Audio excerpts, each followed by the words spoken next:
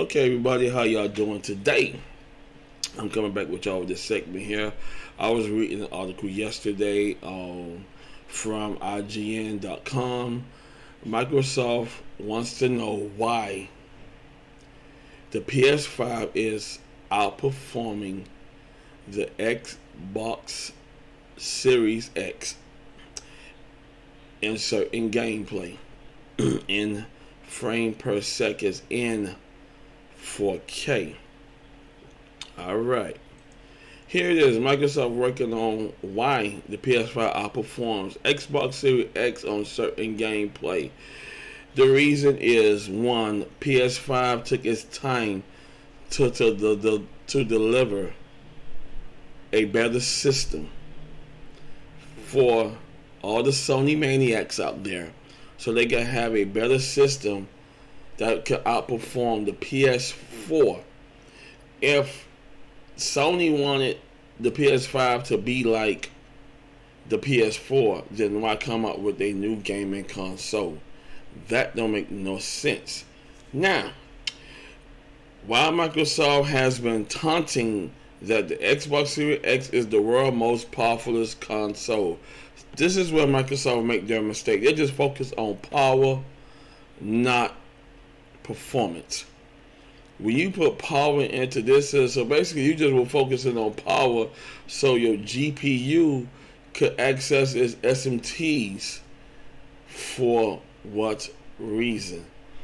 Here in the PS5, Sony wanted to access everything: fast boot time, better gaming graphics, real life in 4K compatibility, better frame per second, and game time. Basically, better everything. Here in Devil's Cry 5, the Xbox Series X better performs in 4K and ray tracing mode, but higher frame rates option runs better on PS5, with the frame rate gap being more than 40 frames per second in some cases. Wow. So that means, say for instance, the Xbox Series X does a frame rate per second of 50, and the PlayStation 5 does a frame rate per second in 4K of 90. That's a big gap. A big gap. Why the PS5 outperforms the Xbox Series X on certain games is because of the SSDs that PS5 is using. The PS5 is using the Samsung SSD technology, which make fast game loading gaming on the SSD. Over the past month or so, there's been a lot of buzz surrounding Sony upcoming PlayStation 5 next generation console, particularly in regarding the storage mediums on how SSDs will improve the next gaming generation. What does this have to do with Samsung, you may ask? Well, it turns out that Samsung might be Sony's SSD suppliers on the PS5. Yes, PS5s are running the new Sony's NVMe SSDs. Why? This is why. Loading time comparison in seconds. System boot. Back then on the HHD, it gave 49 seconds.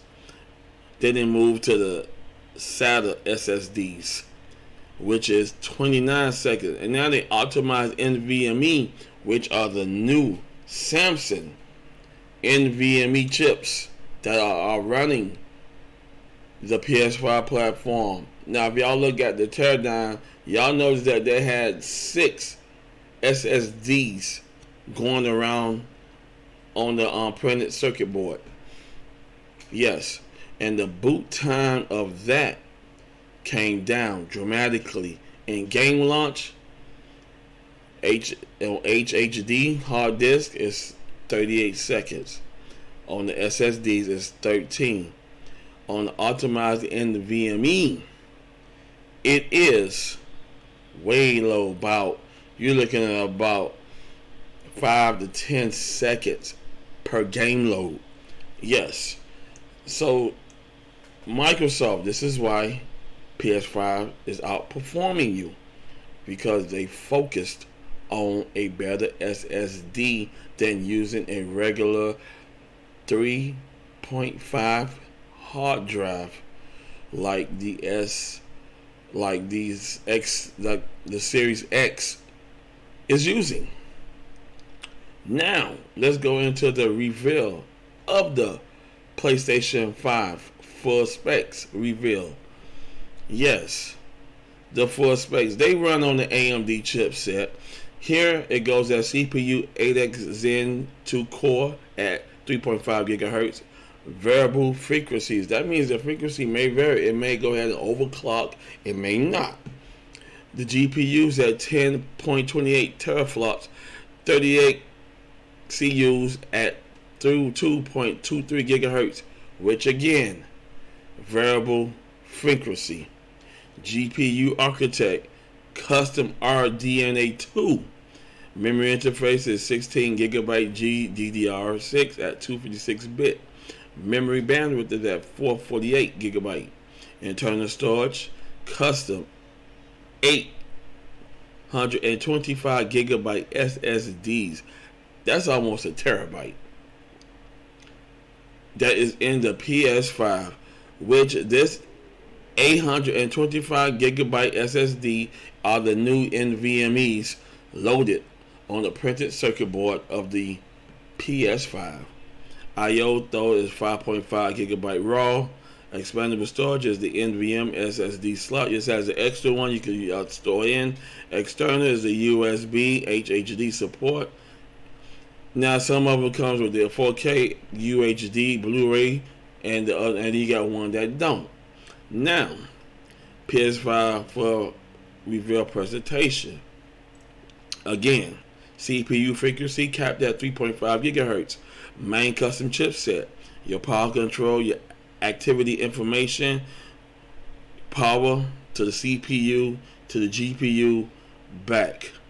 And then there's your which is the AMD Smart Shift.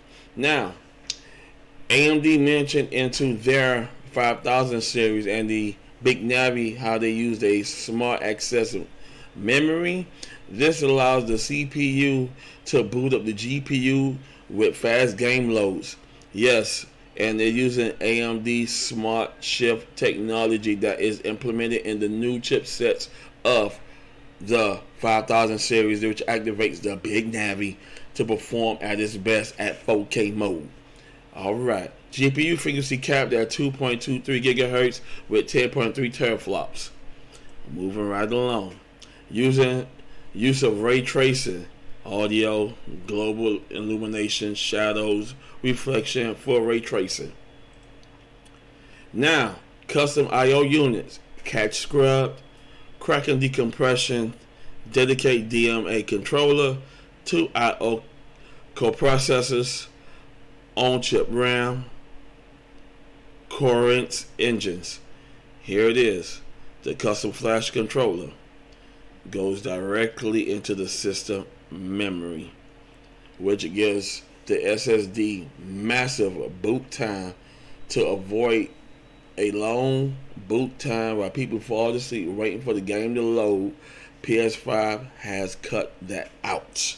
They want you to go from the start menu directly into the game with less than 10 to 20 seconds. I have a friend that has the PS5. He streamed Miles Morales, Spider-Man. Now I'll tell you what I'm watching him stream. I'll say, okay, it's gonna take a while for it to, to go to the menu into the game. No, it went directly into the menu, into the gameplay, into action in less than 10 seconds. So Microsoft, take notes. Stop rushing out machines to be compared or be competed with your other competition. When you rush your stuff out, you get issues. Now, moving right along. Here's the main custom chip, the PCIe 4.0, the custom flash controller. 12 channels interface at 5.5 gigabytes at 825 gigabytes. Here is the SSD that Sony put on the board for the PS5. Yes, PS5s are using Sony NVMe chipsets at PCIe 4.0. Now, the only 4.0 that Samsung got out is the Samsung 980 Pro NVMe SSD. Yes. And that chipset is a monster. Benchmarks on that is ridiculous. It outperforms the old chipsets. And this is one thing I like Samsung as well. If they're going to do something, they don't want it to be compared to the old chipset they had released 6 months to a year ago. They want it to be better, and from better to beyond. Just like I said, our technology has taken over, and every year, 6 months to a year, it improves.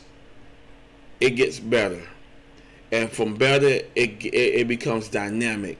So our technology is superior compared to just regular base nonsense. If you stick to a regular base, then your outcome is just going to be simple. Moving right along. Here is the reality of an SSD. 2 times faster, 10 times faster. This is the new SSD from Samsung that put it on the PS5. This is how fast they want you to get in the gameplay. As well as AMD SAM, Smart Access Memory technology. They don't want you to sit down and wait. They don't want you to fall asleep while you're trying to load up a game. They don't want you to do anything. They want you to get right into it and have fun. And this is the chipset: check-in and load management, file I/O, mapping, coherency, and decompression. And boom, directly into the GPU. And now, there you go, activating in the gameplay. Here's that. Now, 100 times faster. Check and load. There you just see everything here. Just take off. Once again, directly into gameplay. They don't want you waiting around. Why build a new system if it's going to have a long boot time? That's what PS5 did not want it in their new system this year, like the PS4. RAM utilization. RAM is 16 gigabyte GDDR6. Contains data of next 1 second of gameplay. Most RAM is active use. Package. Low latency, high bandwidth access, in some ways more like a RAM. This is the next gen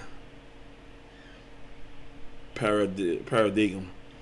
See exactly how the PS5 is activating, and this is one reason why everybody wants the PS5, and Sony is busting their asses off to get these systems out.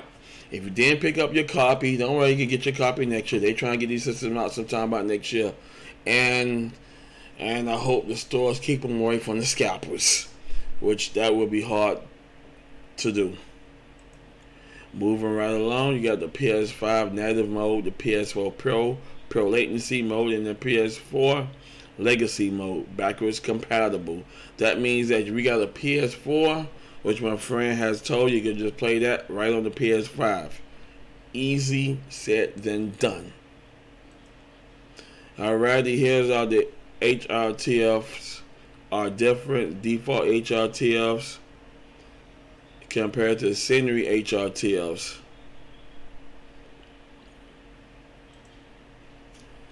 And again, the HRTLs explains the HRTL sample locations, HRTLs, HRTL ends, accumulator, etc., etc., etc. Now that's the end of that. Now let's go into Xbox Series X full spec reveal. And y'all might laugh because all they just focused on was power instead of performance. So it's like I said, it's the same.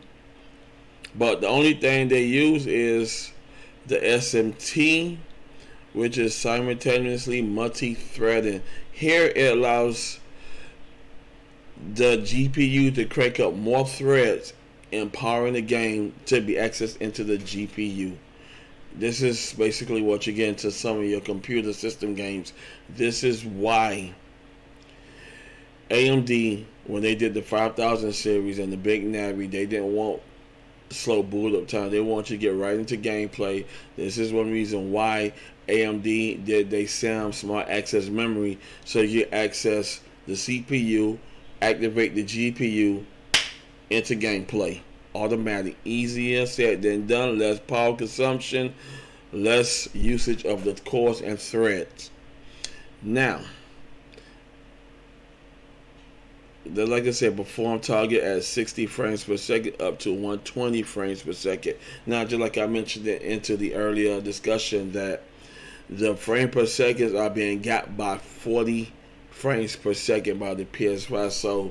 So if the PS5 is doing, okay, here it is. If the Xbox is doing 60 frames per second, the PS5 is beating out by 40 frames per second by doing 100.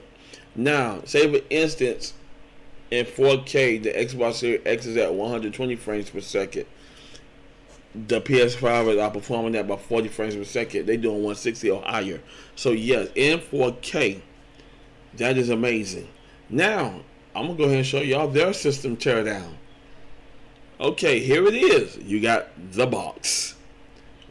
Does that look lovely? You got your little air vents, etc., etc. Now, I showed y'all the PS5 specs, the SSDs, what technology SSDs they use, which is the Samsung, and etc., etc., etc. Here it is, Xbox Series X, the box. Moving right along.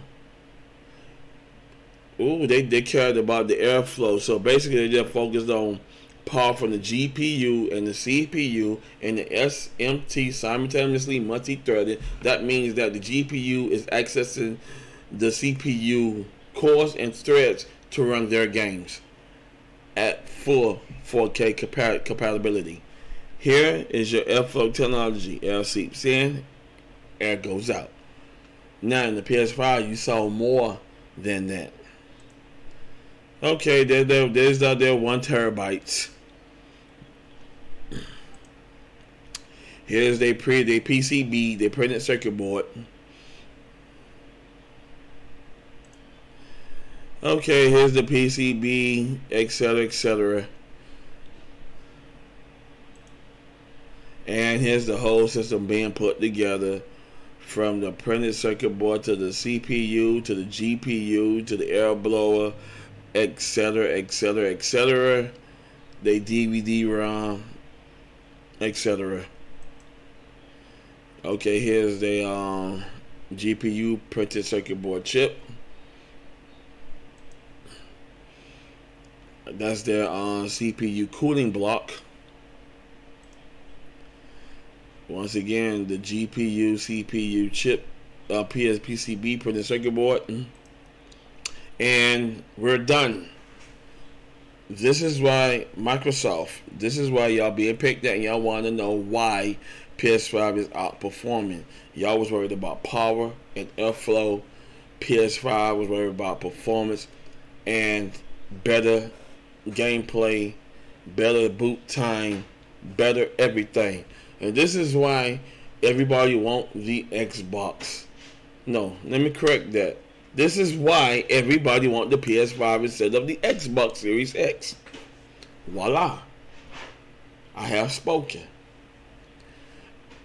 And when the PS5s come back out, I'm getting me one. I thought the Xbox Series X was going to be the thing, but not. I don't want no box of whatsoever sitting next to my 4K TV looking foolish. I got a PC that sits next to that there, and it's great. I can hook my PC up to my 4K TV. It delivers great. If I want something better, it's going to be the PS5 so I can access the games quicker, faster, and enjoy the better gameplay in 4K in better frames per second. Okay, enough said. Thank y'all for watching. Please click the like button, subscribe to my channel, and I'm going to have more wonderful, great news, tech news, and great content coming your way. Y'all have a nice day, happy holidays, and peace.